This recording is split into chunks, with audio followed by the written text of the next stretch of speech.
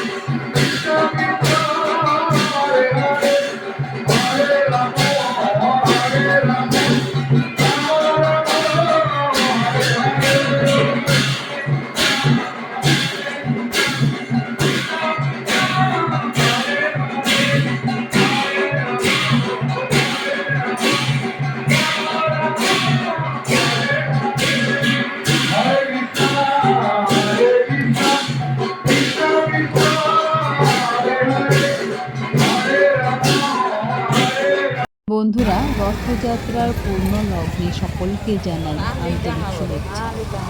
কাল সেই মহাসন্ধিক্ষণ, দীর্ঘ প্রতীক্ষার অবসান ঘটিয়ে কাল রথে চেপে মাসির বাড়িতে যাবে প্রভু জগন্নাথ, বড় ভাই বলভদ্র এবং বোন সুভদ্রা, তিনজনে মিলে। বছরে এই একটি দিন মহাপ্রভু নিজেই মন্দির থেকে বের হয়ে আসেন সব ভক্তকে দর্শন দিতে, যেখানে জাতি, ধর্ম, বর্ণের কোনো ভেদাভেদ থাকে না। বিশ্বাস করা হয় ভক্তি ভরে রথের দড়ি একটু খুলে সমস্ত পাপ ধুয়ে যায়। আসুন বন্ধুরা, আমরা সবাই মিলে একসাথে বলি জয় জগন্নাথ। মহাপ্রভুর কৃপায় সবার জীবন সুখ ও